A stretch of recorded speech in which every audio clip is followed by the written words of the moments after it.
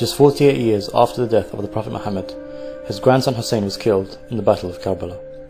Why did this battle happen, and why is it so important to Islamic history?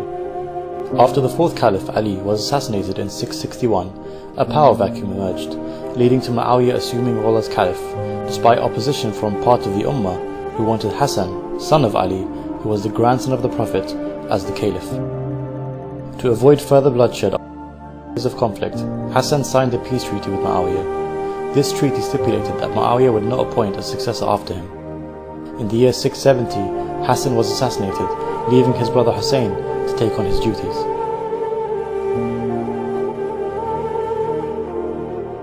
The treaty was breached when Muawiyah named his son Yazid his successor in 680, beginning the Umayyad dynasty. Yazid spread his power through corruption, bribery, and the use of violence. To legitimize his rule, Yazid demanded allegiance from Husayn. Husayn refused, as Yazid was openly corrupt and known to be brutal. Husayn was forced to flee Medina under threat of imprisonment and assassination. He had received thousands of letters from Kufa, Iraq, pledging support for an uprising against Yazid. Of his refusal to pay allegiance, he said, "I am ready to fight for the sole goal of seeking the reform of the Ummah of my grandfather, the Prophet of Allah. I want to enjoin good and forbid evil." Husayn first went to Mecca for Hajj, but then left to avoid violence and preserve the sanctity of the holy city. Husayn departed with his family and companions to Kufa. In response to the threat of rebellion from the Kufans, Yazid dispatched the governor to Kufa to quash dissent. This led to thousands of Kufans withdrawing their support under threat of violence. As they approached Kufa, Husayn's caravan was intercepted by a battalion of Yazid's army led by a man named Hur al-Riyahi. A greater army which numbered in the thousands, led by Umar bin Sa'ad, joined him and surrounded Husayn's camp in what is now known as Karbala in modern-day Iraq.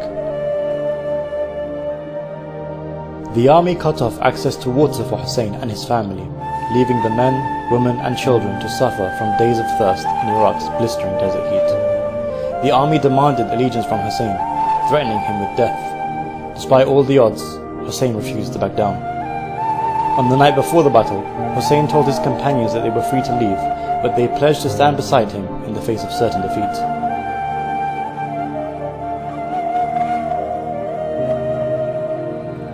The following morning, on the 10th of Muharram, known as the day of Ashura, Husayn delivered a powerful speech, reminding the opposition that he was still the grandson of the Prophet and that he still wished to leave.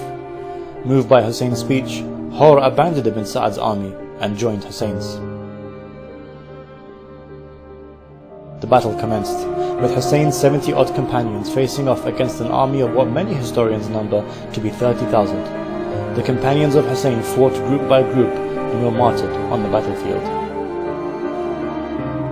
Eventually, Husayn was left with a handful of remaining family members.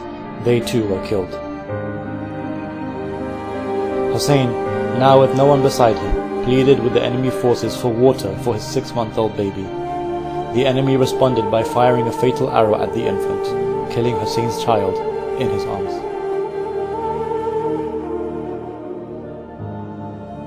Husayn buried the child and bid farewell to the women and children of his camp. He fiercely charged into the battlefield, where, after fighting valiantly, eventually fell from his horse and was surrounded by the enemy soldiers. The grandson of the Prophet was brutally attacked from all sides and beheaded.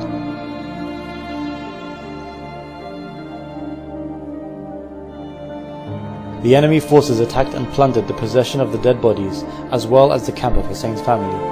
The tents were set ablaze with the women inside, which included granddaughters of the Holy Prophet. The family were taken captive by Yazid's army, later to be paraded to Damascus in Syria.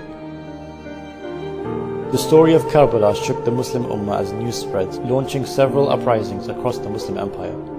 Many argue that the Battle of Karbala forever changed the course of Islamic history.